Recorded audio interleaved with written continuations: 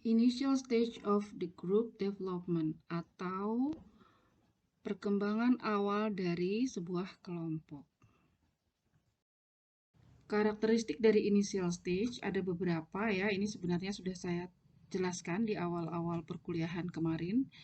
Yang pertama adalah masa ini ditandai dengan adanya orientasi ya, jadi orientasi itu semacam pencerahan begitu ya dari seorang fasilitator mengenai apa tujuan kelompok, kemudian apa gunanya kelompok dan segala macam. Jadi memberikan orientasi atau pembekalan awal.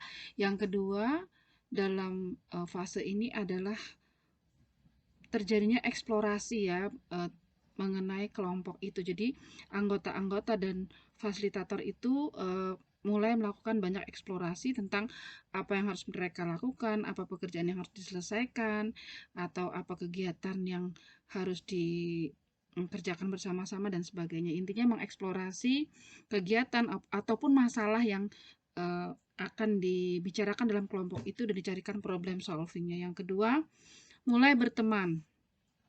Belajar bagaimana grup itu berfungsi. Nah, maksudnya mulai berteman karena memang ini merupakan fase yang masih awal ya, di mana anggota-anggota itu mulai untuk menjalin pertemanan yang lebih dekat begitu ya. Kemudian anggota-anggota belajar bagaimana grup itu berfungsi ya. Jadi mulai belajar ini grup mau apa gitu kan, tujuannya apa, kemudian apa yang harus mereka lakukan dalam kelompok sehingga grup itu bisa berfungsi sesuai tujuannya. Yang ketiga, mereka mengembangkan norma yang spoken dan unspoken ya, mengembangkan norma yang dikatakan ataupun yang tidak dikatakan tapi sebenarnya orang sudah tahu sama tahu ya, norma yang tertulis ataupun tidak tertulis ya. Yang keempat, terdapat harapan-harapan ya terhadap kelompok. Orang sangat optimis gitu ya bahwa kelompok itu sangat penting bagi mereka untuk penyembuhan mereka atau untuk problem solving yang selama ini masalah yang mereka hadapi. Ataupun sebaliknya mereka masih punya ketakutan terhadap kelompok ya, kurang pede, takut kalau misalnya mereka tidak bisa berkontribusi atau mereka takut dibully dan sebagainya. Jadi berbagai ketakutan muncul. Nah, kemudian karakteristik yang kelima adalah mengidentifikasi tujuan personal. Di sini anggota-anggota kelompok mulai mencoba mengenali apa sih tujuan personal mereka itu. Jadi mereka sendiri mulai pengen mencari ya kira-kira kelompok itu bisa menguntungkan mereka itu dalam hal apa gitu ya. Nah, kemudian memutuskan apakah kelompok itu aman atau tidak. Di sini di dalam initial stage ini merupakan fase yang sangat kritis, yang sangat penting karena di sini anggota kelompok itu akan menentukan ini kelompok aman enggak ya, kelompoknya nyaman atau tidak seperti itu ya. Dan itu akan menentukan sejauh mana mereka berpartisipasi ya. Kalau mereka merasa kelompok itu aman, nyaman, pasti mereka akan merasa enjoy. Nah, dalam fase inisial atau fase awal ini terdapat beberapa persoalan ya, yaitu peserta ragu tentang apa yang bisa mereka dapatkan dari pengalaman kelompok.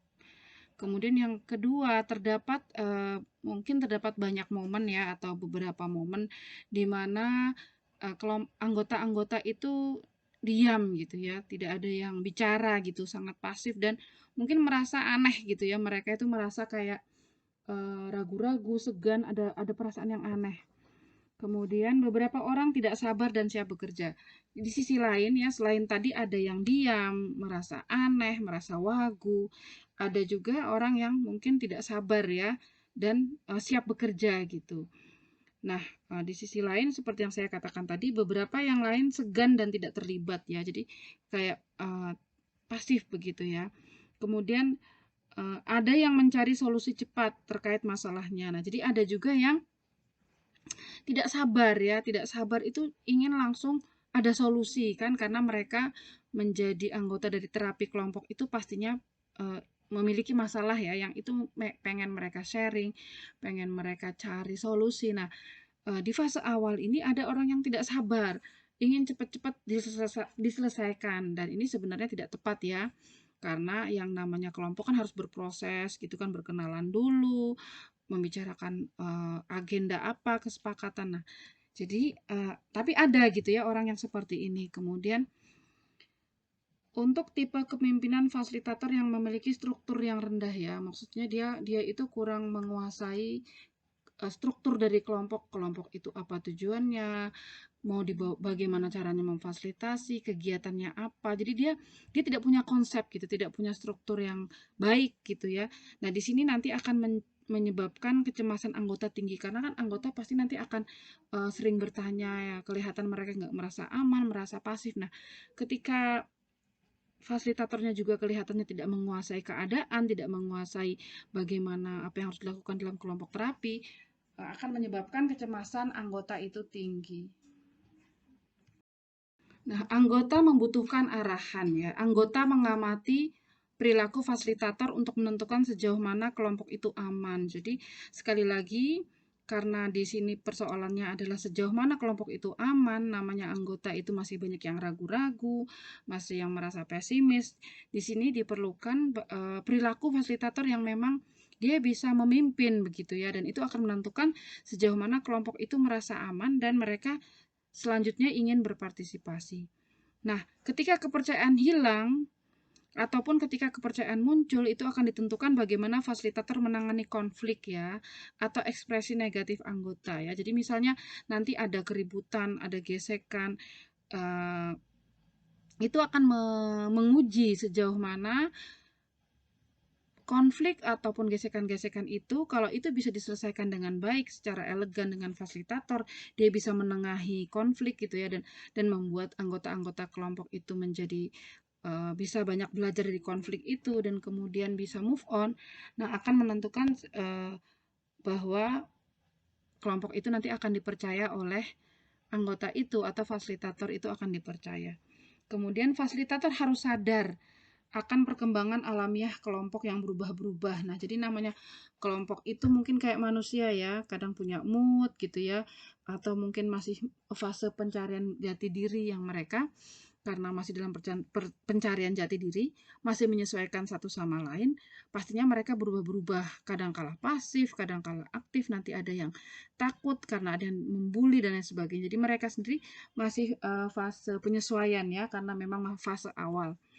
Nah, di sini fasilitator itu harus sadar dan harus sabar ya bahwa memang kelompok itu harus melalui fase yang tidak stabil seperti ini.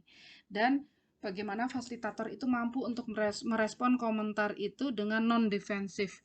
Non-defensif itu maksudnya ya terbuka. Kalau defensif itu kan orang yang bertahan ya, orang yang apa ya, ngeyel istilahnya gitu ya, atau tertutup. Nah, jadi bagaimana ketika ada komentar dan masukan bahkan dari peserta ya diterima aja dengan positif ya. Tinggal bagaimana cara kita merespon dengan baik gitu kan dan bagaimana kita memiliki penerimaan terhadap anggota. Nah, terkait dengan adanya reluctance ya atau adanya keraguan yang menandai banyak dari anggota-anggota gitu ya. Jadi banyak yang masih ragu-ragu karena ini kan sekali lagi fase awal ya, masih banyak orang yang kurang pede begitu. Nah, di sini seorang fasilitator harus menyadari bahwa ada orang dengan budaya-budaya tertentu ya, yang mungkin budaya tertentu itu yang memang mengajarkan pasif gitu kan. Mungkin ada budaya tertentu yang mengajarkan kalau orang kebanyakan ngomong itu dianggap tidak sopan, orang banyak ngomong itu dianggap sok tahu, orang banyak ngomong itu dianggap apa ya, sok pintar gitu ya. Nah, itu yang kita harus tahu, terutama orang yang mungkin masih dalam budaya-budaya yang tradisional ya. Mungkin seperti itu. Nah, jadi sekali lagi fasilitator harus memahami ada budaya tertentu yang mengajarkan tadi ya, misalnya contoh lain adalah bahwa menceritakan masalah pribadi ya, jadi bukan hanya berbicara karena kelompok ini kan tujuannya adalah terapi kelompok itu tujuannya mengeksplorasi masalah-masalah pribadi gitu kan. Nah, jadi ada budaya tertentu yang mengajarkan bahwa menceritakan masalah pribadi itu tabu, sesuatu aib ya, apalagi kepada orang yang baru kenal. Nah, jadi kita harus tahu itu ya. Jadi ketika orang relaktan, kelihatan diam ya, kita harus sabar, nggak usah terlalu mendorong, memaksa anggota itu untuk buru-buru bisa berpartisipasi semuanya ya. Jadi biarkan mengalir, kita memberikan arahan-arahan tetapi jangan memaksa. Yang kedua, bagaimana mendorong anggota untuk mengeksplorasi mengapa mereka kesulitan berpartisipasi ya. Jadi misalnya kita tidak langsung menyuruh mereka berpartisipasi, tapi mungkin bisa mengeksplorasi dulu apa pendapat mereka. Misalnya ketika ada budaya yang misalnya mengatakan bahwa menceritakan masalah itu tabu. Nah, mungkin dengan itu kan kita bisa breaking the silence ya. Kita bisa memecah kebisuan. Jadi kita mencoba untuk mengeksplorasi kenapa sih mereka sampai kesulitan berpartisipasi. Nah, di sini kita juga ingin agar kita tidak mengabaikan perasaan mereka ya, perasaan mereka yang malu, perasaan mereka yang tidak pede. Nah, ketika kita menghargai perasaan itu, mereka nanti akan merasa nyaman karena kita sudah paham bahwa mereka malu itu bukan karena mereka ingin malu, tetapi karena ada bentukan budaya yang sudah sejak kecil sehingga mereka punya karakter seperti itu yang kalau kita ingin mengubahnya pastinya harus bertahap. Nah, kemudian kita juga harus mendorong gitu ya bagaimana anggota dapat mengambil keuntungan yang terbaik dari pengalaman kelompok. Nah, di sini kita pentingnya untuk mendorong anggota itu ya. Tadi memahami budayanya, mendorong mereka mengeksplorasi mengapa mereka kesulitan untuk bicara dan mendorong bagaimana nanti mereka itu paham bahwa dengan mereka berpartisipasi itu sebenarnya mereka akan mengambil keuntungan yang terbaik ya. Karena kalau mereka diam, masalah mereka tidak akan dibicarakan dan mereka nggak punya solusi seperti itu. Kemudian fasilitator tidak boleh berasumsi bahwa anggota yang bertindak hati-hati, diem gitulah, adalah anggota yang tidak kooperatif, tidak mau bekerja sama, malas dan sebagainya ya. Label yang negatif. Jadi jangan seperti itu karena mungkin dia memang budayanya ya cenderung mengajarkan bahwa diam itu adalah emas. Nah, kan kadang-kadang ada budaya diam itu adalah emas, padahal diam yang kayak gimana dulu kan seperti itu. Nah, kemudian ada budaya yang mengajarkan bahwa menceritakan masalah pribadi adalah simbol kelemahan diri. Nah, jadi sekali lagi ada juga budaya yang mengajarkan bahwa kalau ada orang menceritakan masalahnya itu sebenarnya dia itu orangnya lemah. Nah, ini kan tambah mempersulit ya bagi seseorang untuk terbuka. Kemudian ada juga orang yang takut mendapatkan stereotype ya, pelabelan negatif ya, karena menceritakan hal-hal pribadi yang mungkin dirasa tabu, dosa dan lain sebagainya, atau mendapatkan judgement ya, penghakiman dari orang lain. Nah, di sini peran fasilitator mendorong anggota untuk mengeksplorasi bagaimana cara terbuka tanpa melanggar norma budaya ya. Jadi misalnya misalnya ada budaya diam adalah emas. Nah, di situ oke, memang budaya itu ada dan itu sebenarnya baik ya. Maksudnya diam adalah emas itu diam ketika kita memang tidak tahu apa-apa, kita tidak punya pengetahuan, diam dalam arti kita takut menyinggung orang, tetapi budaya itu harus juga diimbangi ya dengan pemikiran bahwa eh, kata-kata atau doktrin budaya itu ada konteksnya ya. Tadi konteksnya ketika itu memang diperlukan untuk diam, tetapi ada budaya yang lain yang mengatakan bahwa kita juga harus terbuka karena kalau tanpa kita terbuka, kita tidak akan menyelesaikan masalah kita ya. Kita punya masalah dengan orang lain tidak bisa membaca pikiran kita gitu kan. Nah, kita yang harus mengekspresikannya. Jadi disinilah kita mendorong anggota untuk mengeksplorasi sekali lagi bagaimana cara terbuka tanpa melanggar norma budaya ya, kalau bisa seperti itu. Nah, di dalam uh, initial stage ini juga ada agenda-agenda tersembunyi ya. Jadi karena sekali lagi ini fase awal yang mereka itu belum bisa saling terbuka satu sama lain ya. Jadi ada agenda tersembunyi ya. Apa saja? Jadi hal-hal yang tidak berani diakui secara terbuka. Misalnya ada orang yang nggak disukai gitu ya di dalam kelompok atau ada topik yang dihindari atau fasilitatornya nggak disukai atau apapun lah ya. Nah, eh, itu ada ya yang namanya hidden agendas itu ada atau agenda-agenda tersembunyi dan ini harus disadari oleh fasilitator. Jadi itu tidak secara terbuka diakui, misalnya mereka itu sebenarnya banyak konflik, mereka tidak saling percaya misalnya, tapi mereka tidak mau terbuka gitu kan. Atau bahkan tidak disadari ya dalam tanda petik secara oleh fasilitator terutama. Nah, penting untuk mengungkap secara terbuka hidden agendas ini ya. Jadi uh, kalau misalnya fasilitator melihat ada hal-hal yang tidak nyaman ya, misalnya kelihatan ada konflik di antara mereka, disinilah fasilitator harus mendorong ya, tanpa tanpa adanya keterbukaan, masih adanya hidden agenda, mereka tidak bisa membangun trust satu sama lain. Padahal kalau terapi kelompok itu mereka harus membangun kepercayaan satu sama lain ya, sehingga terapi kelompok itu betul-betul bisa berjalan dengan baik. Nah, konflik juga terjadi dalam fase awal. Jadi, sebenarnya konflik itu terjadi mulai dari fase awal sampai fase akhir ya. Walaupun kalau secara teori, fase yang benar-benar dikatakan fase konflik ini adalah fase setelah ini ya. Nah, tetapi sebenarnya yang namanya hubungan antar manusia itu kan pasti ada gesekan gitu ya. Gesekan atau konflik-konflik ya. Walaupun itu mungkin kecil, beda dengan fase konflik yang memang benar-benar didominasi oleh adanya konflik dan ketidakcocokan. Nah, disinilah fasilitator mengedukasi anggota tentang norma yang pantas, bagaimana caranya ketika menyampaikan pendapat, bagaimana caranya menyelesaikan konfrontasi, kritik ya, bagaimana menyampaikan kritik yang efektif seperti itu. Nah, jika persoalan disembunyikan atau tidak dibicarakan secara terbuka, anggota merasa tidak aman dan akan bertindak ragu-ragu. Jadi tadi saya sudah menerangkan hidden agendas ya. Di hidden agendas itu adalah sesuatu yang tidak berani dibicarakan secara terbuka. Misalnya ada anggota kelompok yang terlalu dominan yang seringkali sarkasme atau mengucapkan kata-kata yang menyinggung kepada orang lain yang bertanya, yang berkomentar. Nah, hidden agendasnya apa? Anggota-anggota kelompok yang lain itu merasa terintimidasi atau merasa sebenarnya tidak enjoy karena takut dibully ya, takut diremehkan pendapatnya. Nah, di sini fasilitator ketika ada melihat yang hidden agendas ini bukan malah mendiamkan kalau ada anggota itu tidak berani ngomong ya sudah bukan seperti itu, tetapi justru harus diangkat ke permukaan. Nah, bagaimana itu dibicarakan bersama, bagaimana kita memberikan masukan kepada anggota yang terlalu dominan itu agar dia tahu bahwa apa yang dia lakukan itu tidak tepat seperti itu ya, walaupun dengan cara-cara yang pastinya kita berusaha tidak menyinggung ya. Kalau masih ada hal yang disembunyikan, anggota-anggota itu akan merasa tidak aman dan ragu-ragu tadi, takut dibully, takut diremehkan, sehingga sebenarnya mereka tidak enjoy gitu ya.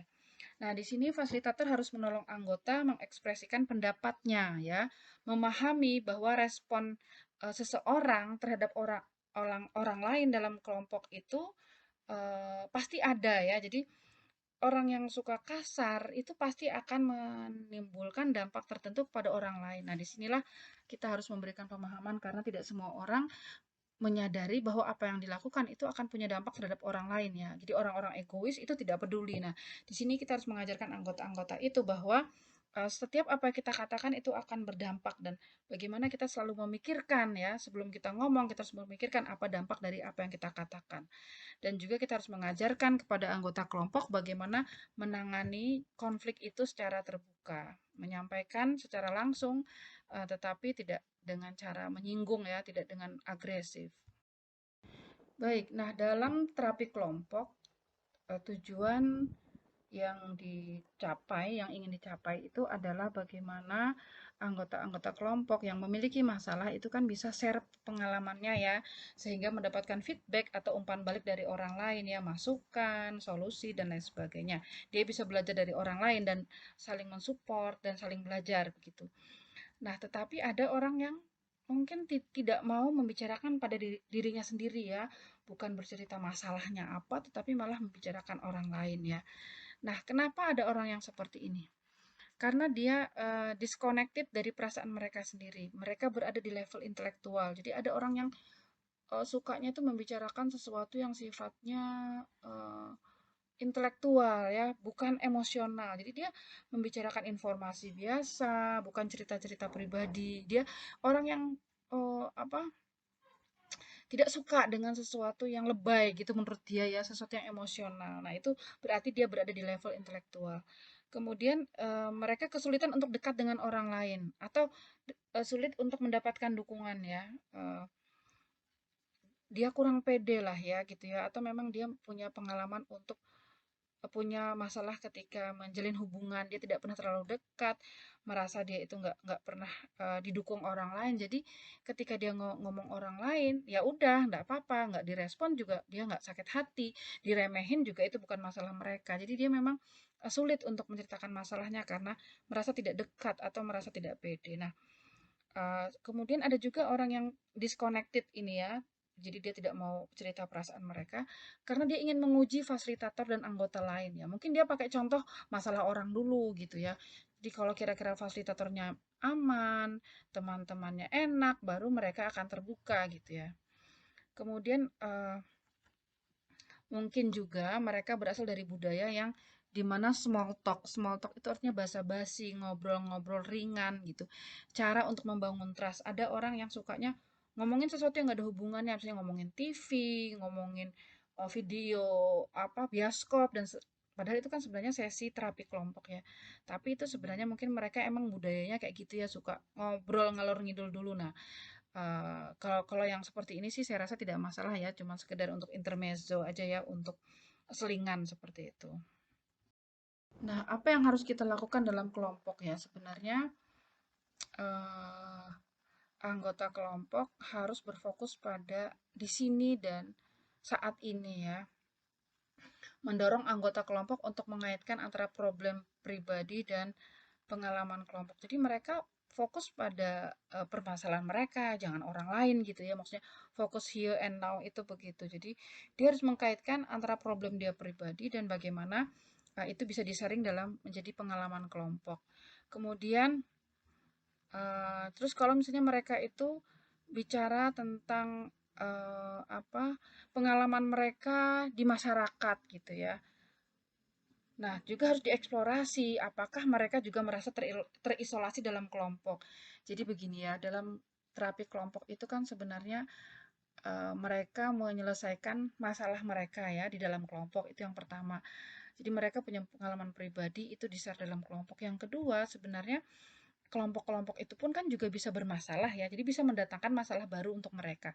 Tapi sebenarnya itu sesuatu yang sehat karena klien-klien itu akan belajar bagaimana cara membangun sosialisasi, membangun relasi, sekaligus mengatasi konflik ya. Justru kelompok, kenapa terapi kelompok itu disebut sebagai bermanfaat bagi klien karena itu selain memecahkan masalah pribadi juga belajar bersosialisasi kan ya. Nah, itu akan muncul tadi ya. Jadi akan muncul masalah mereka dalam kelompok itu dalam masalah adaptasi di antara mereka sendiri. Jadi sekali lagi kalau anggota kelompok itu bercerita bahwa mereka mengalami isolasi sosial, mereka merasa terpinggirkan, mereka nggak punya teman dalam kehidupan mereka.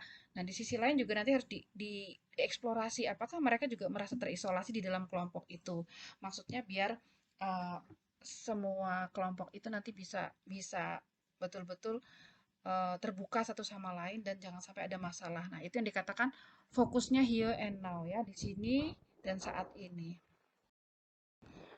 Nah, di dalam kelompok itu fasilitator harus membangun eh, rasa percaya ya, membangun rasa percaya dan kita harus menjadi model gitu. Kita melakukan modeling. Modeling itu maksudnya kita menampilkan diri kita sebagai model, sebagai panutan gitu ya. Nah, panutan yang tadi itu bukan berarti kita menjauhi konflik, tetapi justru kita mencoba mengeksplorasi konflik itu kalau memang ada gitu kan.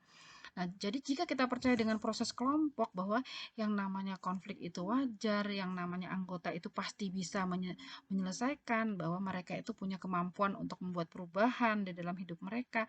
Nah, kalau kita memperlihatkan bahwa kita memiliki trust gitu ya, mereka juga cenderung akan menghargai kelompok, akan menganggap bahwa kelompok itu penting. Wah, ini benar, kelompok ini penting gitu ya.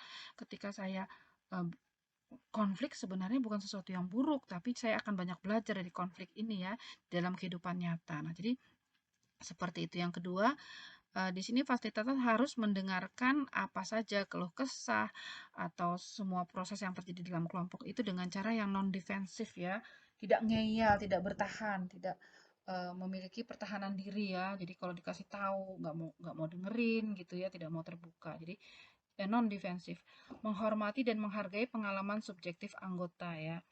Nah, jadi kita harus mencoba ketika ada yang bicara itu kita menghargai apapun yang dibicarakan. Tidak mungkin kita misalnya, wah itu apa yang kamu omongin tuh konyol, apa yang kamu tanyakan tidak bermutu. Itu kan tidak active listening. Kalau active listening kan kita mencoba mendengarkan apa saja. Dengan kita mendengarkan apa saja, mereka akan cerita bebas. Jadi akan ketahuan apa masalahnya. Tapi kalau belum-belum sudah kita judge, kita hakimi, bahwa pendapat mereka itu nggak bermutu, bahwa mereka itu misalnya nggak level atau apa yang dilakukan itu sesuatu yang salah gitu ya, pasti mereka nggak akan terbuka. Nah, jadi kita harus menghargai sekali lagi pengalaman subjektif anggota. Nah, ketika kita melakukan active listening, mereka akan percaya juga bahwa memang active listening itu penting ya untuk menghargai orang dan membuat orang mau terbuka.